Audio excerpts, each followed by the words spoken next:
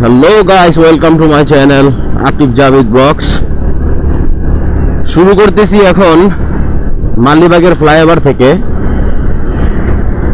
যাচ্ছি নবাবগঞ্জের দিকে। ওইখানে নবাবগঞ্জ শহীদ মিনার আছে, শহীদ মিনারের সামনে একটা ফ্রেন্ড আছে, ওকে নিব। ওকে নামার পরে ওইখান থেকে যাব হলো মৈনট ঘাট। ওইখান থেকে মৈনট ঘাট যাব, যে দেখবো মৈনট ঘাটে এখন কি অবস্থা। আমার আগে কখনো যাওয়া হয় না, আমি শুনছিলাম মৈনট ঘাটের কথা আগেই। আর এখান থেকে শুরু করার কারণটা হলো ঢাকার ভিতরে আজকে শুক্রবার, তারপরেও অনেক জ্যাম পাইছি। তো এই জ্যামের কারণে আর ওইখান থেকে শুরু করতে পারি নাই। রামপুরা, নতুন বাজার ওই পর্যন্ত অনেকটুকু জ্যাম ছিল। তো দেখি এখন সামনের দিকে যায় দেখি কি অবস্থা। এখন মনে হয় না আর জ্যাম পাবো, কারণ এদিকে তো মোটামুটি রোডঘাট খালি লাগতেছে। তো যাইয়া দেখি কি হয়। আর আপনাদের সাথে কথা বলতে বলতে যাব, কিন্তু যদি জ্যাম পাই তারপরে তাহলে হয়তো বা ঢাকা থেকে বের হয়ে একবারে কথা বলবো। আর ওইখানে কেমন কি অবস্থা, আগে যাওয়া হয় নাই যেহেতু। আর শুক্রবার বলে মনে করছিলাম যে আজকে জ্যাম পাবো না, কিন্তু তারপরেও অনেকটুকু জ্যাম পাইছি। এখন 12টা বাজতেছে, সময় 12টা হয়েছে। আমি বের হয়েছিলাম 10:30টার সময়। তো এখন প্রায় 1.5 ঘন্টা 2 ঘন্টা হয়ে গেছে এইটুকু আসতে আসতে। তো সামনে যাই, দেখি গুলিস্তানটা পার হই। গুলিস্তানটা পার হওয়ার পরে হয়তোবা বলতে পারবো যে কি অবস্থা। আর হাইওয়েতে গেলে তো এখানে আপনাদের সাথে কথা হবেই। এখন যা গুলিস্তান তো ঢুকতেছি, কিন্তু ওইরকম কোনো জ্যাম পাচ্ছি না, সুন্দর যাচ্ছি। না হলে এইখানটাতে তো অনেক জ্যাম থাকে। বিজয়নগরের এখানে তো অনেকটুকুই জ্যাম লাগে। আর এদিক দিয়ে তো আর জ্যাম ছাড়া কেউই মনে হয় পার হইতে পারে না। তো শুক্রবার দিন এটা ভেবেই বের হয়েছিলাম। তো যাক, এটুকু মানে ফাঁকা পেলাম, এটাই ভালো লাগতেছে। আর বাকিটা দেখি কি অবস্থা। তো গুলিস্তানের দিকে যাই, তারপরে আসতেছি আপনাদের সাথে। গুলিস্তান পার হয়ে যাচ্ছি, এখনো জ্যাম পাই নাই।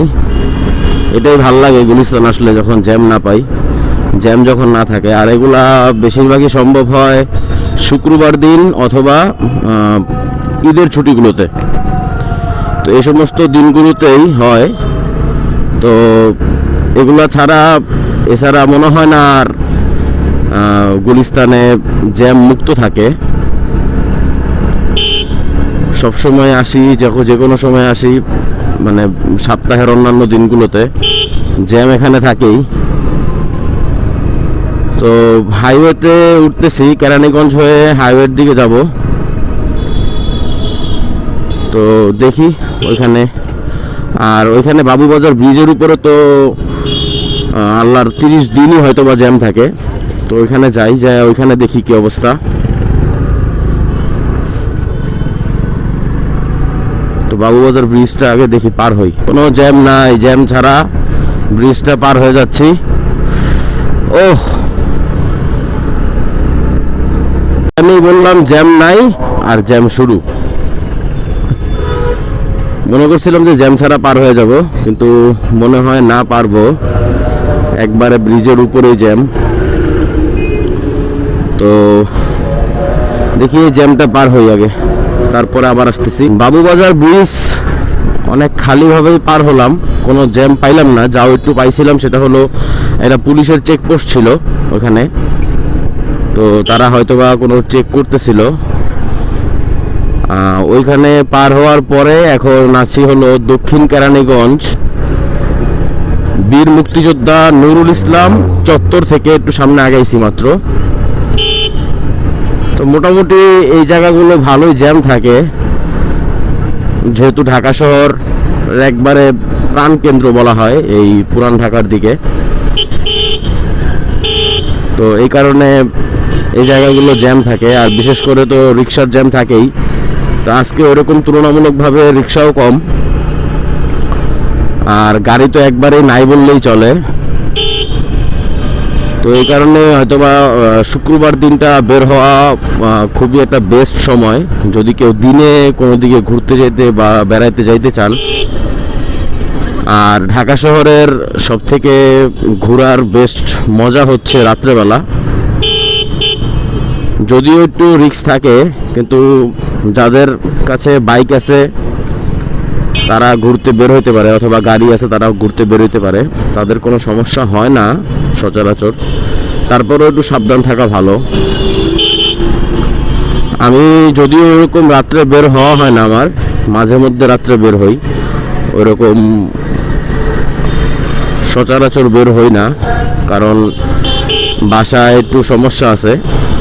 বাসা থেকে সবাই একটু অসুস্থ, এই কারণে বের হওয়া সম্ভব হয় না রাতে। আর অনেক দিন হলো যে কোনো দিকে যাওয়া হচ্ছে না, এই কারণে একটু যাচ্ছি আজকে মণ্ডল ঘাটের দিকে।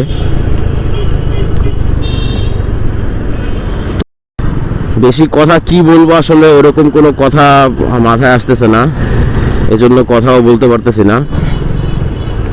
তাই দেখি কতটুকু কিভাবে কি বলতে পারি, আপনাদের সাথে কথা বলতে পারি। আর এখন আর কথা বলতেছি না, এখন একবারে রাস্তায় উঠবো, এই ভিতরের রাস্তাটা পার হই।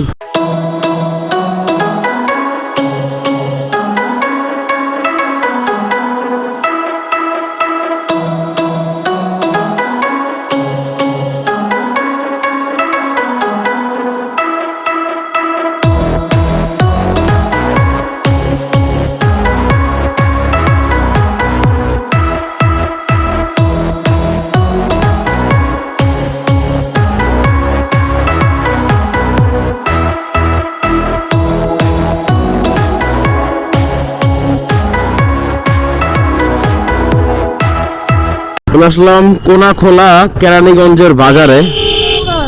এখানে ওনাদের লেখা দেখলাম যে জায়গার নাম নাকি কোনাখোলা। তো রাস্তা ভালোই খালি পাইলাম, এই হাইওয়েটা, এটাকে হাইওয়ে বলে না কি বলে সেটা আসলে বুঝতেছি না, কারণ একবারে রিক্সা থেকে, অটো থেকে শুরু করে, বাস থেকে শুরু করে সব কিছুই এটাতে চলে। মনে হয় এটা কেরানীগঞ্জের হাইওয়ে বলে।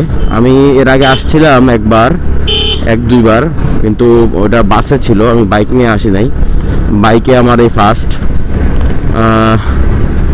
রাস্তাটা সুন্দর, দুই পাশেই সুন্দর রাস্তা, কিন্তু রিক্সাগুলো চলার কারণে হয়তো একটু রিস্ক থাকে, যে গাড়ি, একটা বাস আসলো বা একটা মোটর সাইকেল চলাফেরা, এটা রিস্ক থাকে।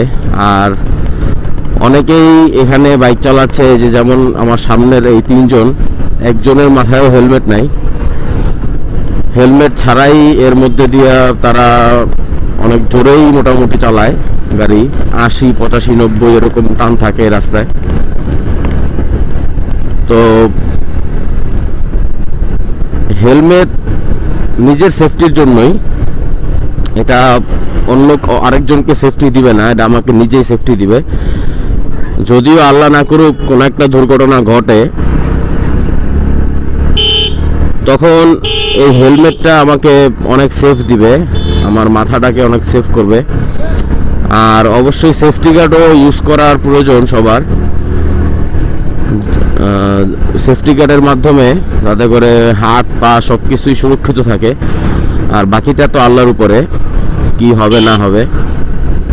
তো নিজের সেফটি নিজের কাছে। দেখলেন তো মাত্র কি হলো, উনি দৌড় দিয়ে রাস্তার মধ্যে আসতেছিল,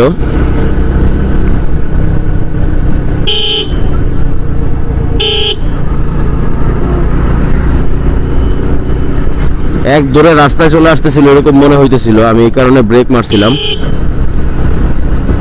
এরকম অনেক ঘটনাই ঘটতেছে এই রাস্তাটায়। আশা করি যারা সড়ক পরিবহনের আছেন, যারা সড়কের নির্মাণ করেন, তারা এই রাস্তাটাকে আরেকটু বড় করার চেষ্টা করবে, আর একটু সেফলি, যেহেতু যদি মানুষ রাইড করতে পারে বা বাস চালকরা বাস চালাইতে পারে। আর এই রিক্সাগুলো যদি বন্ধ করা যেত তাহলে আর ভালো হতো, কিন্তু রিক্সাগুলো তো বন্ধ করা যাচ্ছে না। রিক্সা তো পুরো রোডে রিক্সা আছে, একজনের মাথায়ও হেলমেট নাই। যাদেরকে দেখতেছি, যারা এইদিকে লোকাল আছে, একজনের মাথায়ও হেলমেট নাই, সবাই হেলমেট ছাড়া। আর যারা বাইরে থেকে আসে তাদের হয়তোবা হেলমেট থাকে, আর যারা লোকাল তাদের একজনের মাথায়ও হেলমেট নাই। যাই হোক, নিজের সেফটি নিজের কাছে, সেটা হলো আমার কথা। আর অন্যকে কি মনে করে সেটা আমার জানার দরকার নাই, কারণ আমারটা আমার কাছেই থাকবে, আমারটা অন্য কেউ নিবে না।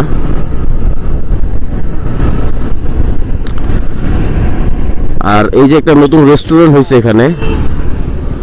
এখানেও একদিন আসা লাগবে। এটা নতুন উদ্বোধন করছে তারা। এটা ওই দিন আমি সোশ্যাল মিডিয়ায় দেখলাম যে এই রেস্টুরেন্টটা হয়েছে। এটা আরেকদিন আসবো এই রেস্টুরেন্টটাতে। আর এখন সময় নাই, যেহেতু শুক্রবার দিন, যদি নামাজ ধরতে পারি যায় তাহলে নামাজ ধরবো, নামাজ ধরার ইচ্ছা আছে। 12:30 বেজে গেছে, তো দেখি কতক্ষণ লাগে যাইতে ওখানে।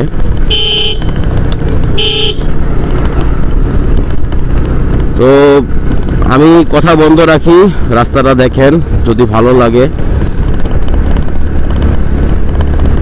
আর যদি ভালো লেগে থাকে আমার এই পর্যন্ত ব্লগটা যারা দেখতেছেন বা যারা দেখবেন, যদি কারো ভালো লাগে তাহলে একটা লাইক করবেন, একটা সাবস্ক্রাইব করবেন, আর বেল বাটনটা অবশ্যই দিবেন। আর যদি পারেন শেয়ার করতে তাহলে শেয়ার করবেন।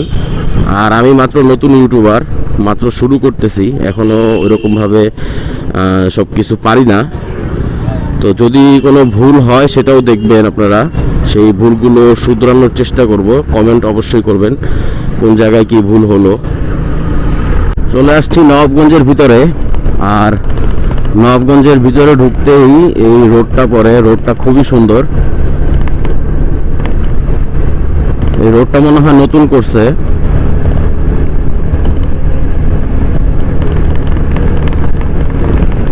সামনে মনে হয় টোল দিতে হইতেছে, টোল প্লাজার মতো লাগতেছে মনে হয়,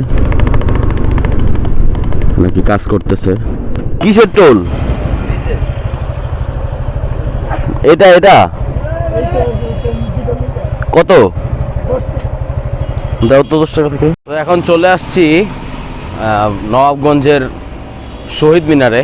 এই যে পিছনে আমার শহীদ মিনার। তো এখন যাচ্ছি হলো ময়নট ঘাটের দিকে, ওই ফ্রেন্ডকে নিয়ে নিছি। তো যাই ওইখানে যাই, দেখি কি অবস্থা। আর এখন সময় বাঁচতেছে হলো 2:15, এখানে নামাজ পড়লাম এসা।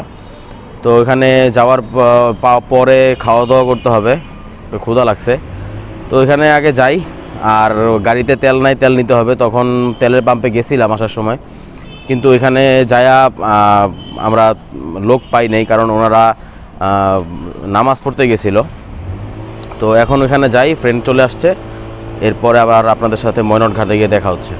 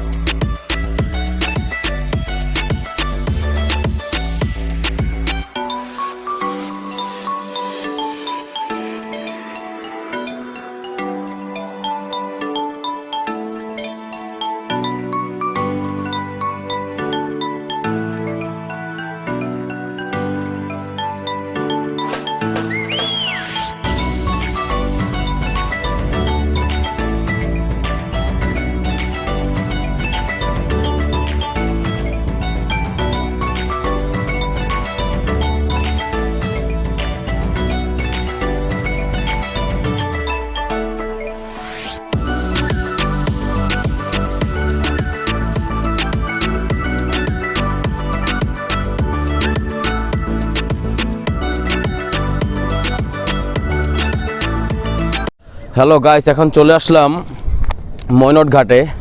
এই যে ঘাট, আমি আগে কখনো আসি নাই, এইবারই ফার্স্ট আসলাম। আর এসে অবশ্য ভালো লাগতেছে। আর এই যে আমার ফ্রেন্ড, ও সেলফি নিতেছে এখন। ও এখানেই থাকে নবাবগঞ্জের। আর এখন ও ঢাকায় ছিল আমাদের সাথে, কিন্তু ওর ফ্যামিলিগত একটু সমস্যার কারণে ও এখন বর্তমানে নবাবগঞ্জেই থাকে। আর এই নৌকাগুলো নাকি ভাড়া নেওয়া যায়, কিন্তু ভাড়া অনেক বেশি, প্রায় 800-1000 টাকার মতো চায় ওরা ঘন্টাখানেকের জন্য। এই জন্য আর এটা ঘোরা হলো না। তো আরেকদিন ইনশাল্লাহ ঘুরবো। আর সন্ধ্যা হয়ে যাচ্ছে, আর এখনও খাওয়া দাওয়া হয় নাই।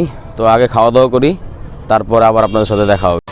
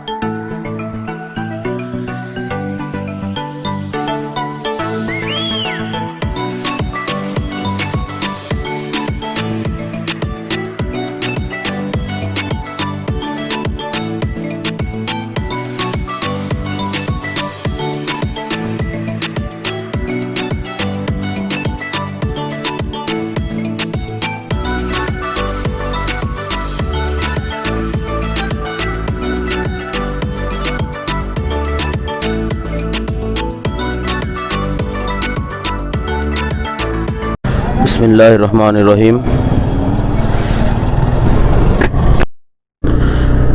বের হয়ে গেলাম ওই বন্ধুদের সাথে কথা শেষ করে। আর মইনুলঘাট থেকে আসছি সন্ধ্যার আগেই, সন্ধ্যা যখন হয়েছে তখনই আসছি এখান থেকে। আর আসার সময় একটা দুর্ঘটনা হয়েছে। আমাদের সাথে আরও 2-3 জন ছিল বাইকার, আরও 2-3 জন বাইকার ছিল। ওরা আসলে ওইরকম একটা অ্যাক্সিডেন্ট করে একজন। তো মেজর ওইরকম কোনো সমস্যা হয় নাই, তো এই কারণে একটু লেট হলো। এখন সময় হলো বাজতেছে 6টা 44 আমার বাইকের ঘড়িতে। তো এই কারণে ওদেরকে একটু এখানে ডাক্তারের কাছে নিয়ে যাওয়া হলো। তেমন কোনো সমস্যা ডাক্তার বলে নাই হাসপাতালে নিয়ে যাওয়ার পরে। তো ওদের সাথে দেখা সাক্ষাৎ শেষ করে তারপরে এখন বের হলাম ঢাকার উদ্দেশ্যে যাওয়ার জন্য। রাত হয়ে গেছে, আর রাতের বেলা এই রোডটায় বেশি অ্যাক্সিডেন্ট হয়, কারণ ওয়ান ওয়ে রোড হওয়ার কারণে গাড়িগুলো ওইরকমভাবে ওভারটেক করতে পারে না। ওই বাইকটা ওভারটেক করার জন্যই ও টান দিছিল, কিন্তু ও আর কন্ট্রোল করতে পারে নাই, আরেক প্রাইভেট কারের পিছনে লাগাই দিছে। তো ওইখানে একটা সম্ভবত তাদের একটা জরিমানার মতো হবে বাইকের। তো আমরা আর ওইখানে দেরি করলাম না, যেহেতু আমাদের লেট হয়ে গেছে অনেক। আমরা চিন্তা করছিলাম যে সন্ধ্যার আগে আগে এখান থেকে বের হয়ে যাব, কিন্তু এটার জন্য আর বের হতে পারি নাই। তো এখন আস্তে আস্তে আগাই ঢাকার দিকে, আস্তে আস্তে ঢাকার দিকে যাই। আর ওইখানে মইনুট ঘাটে ভালোই লাগছে, প্লেসটা খুব সুন্দর। আর খাওয়া দাওয়া করছি ওখানে, খাওয়া দাওয়াটাও ভালো হয়েছে, ওদের খাবারগুলোও ভালো এবং প্রাইসগুলোও খুবই কম সব কিছুরই। তো মোটামুটি সব ঠিকই আছে। তো এই রোডটা এরকমই, একবারই ন্যারো একটা রোড। সকালে যখন আমরা আসলাম তখন ওরকম কোনো গাড়ি ছিল না, কিন্তু হঠাৎ সন্ধ্যার পরে দেখতেছি যে অনেক গাড়ির চাপ বেড়ে গেছে এখানে। হয়তোবা শুক্রবার, এই কারণে হয়তোবা গাড়ির চাপ বাড়তে পারে। এখন অন্যান্য সময় কীরকম থাকে সেটা জানি না। আর অনেক বড় বড় বাস চলে এখানে, আর বাসওয়ালারা কাউরে সাইড দেয় না, ওরা ওদের মতোই যায়। এই কারণে যারা বাইক নিয়ে এদিকে আসবেন তারা আসলে একটু সাবধানতা বজায় রাখতে হবে তাদের। আর আমার একটা সমস্যা হচ্ছে, সেটা হলো আমার হেলমেটটা নতুন নেওয়া, আর হেলমেটের মধ্যে এখনও অ্যান্টিফগ ভাইজর লাগানো হয় নাই। তো এই কারণে এখন যেহেতু শীতকাল চলতেছে, শীতকাল এখনও আসে নাই ওরকমভাবে, আসতেছে, কিন্তু এই দিকটাতে কুয়াশা মোটামুটি আছে। তো আমার ভাইজরটা বারবার ওপেন করে চালানো লাগতেছে, আমি অফ করে চালাইতে পারতেছি না, কারণ আমার নিঃশ্বাসগুলো সব ওইখানে আটকে যেতেছে। তো এই সমস্যাটা হচ্ছে। এখন এই রোডটা কোনোভাবে পার হওয়ার পরে বোঝা যাবে যে গুলিস্তানের দিকে ওইখানে গেলে তো আর আমাদের ঢাকার যে নর্মাল আবহাওয়াটা ওইটাই থাকবে। তো এরকম কোনো কুয়াশার কোনো সমস্যা হবে না ওইখানে এখন বর্তমানে। তো এই রোডটা পার হয়ে যাই, তারপরে আপনাদের সাথে আবার কথা হবে। আর এই রোডটা একটু আস্তে আস্তে যাই, এই কারণে আর কোনো কথা বলতে পারবো না এখন। একবারে কাছাকাছি যাই পরে কথা বলবো। গাইস, চলে আসছি আমরা এখন মহাখালীর সামনে, মহাখালী ফ্লাইওভার উঠবো। তো ওইখান থেকে অনেক লেট হলো, কারণ রাস্তা পুরো অন্ধকার ছিল আর রাস্তায় কোনো লাইট ছিল না। আসছি হলো বসিলা দিয়ে মোহাম্মদপুর হয়ে বেরোইছি। তো গুলিস্তান দিয়ে যাই নাই, কারণ আরও ওইদিক দিয়ে আরও ঘোরাঘুরি হবে, তো এদিক দিয়ে একটু শর্টকাট নিলাম। তো রাস্তা মোটামুটি এখন দেখতেছি খালি ফাঁকাই আছে, কিন্তু সিলা দিয়ে একটু জ্যাম পাইছিলাম, তো এই কারণে একটু লেট হয়েছে, না হলে আরো আগেই হয়তোবা চলে যাইতে পারতাম বাসার দিকে। প্রায় 8:30 বাজে এখন রাতের। তো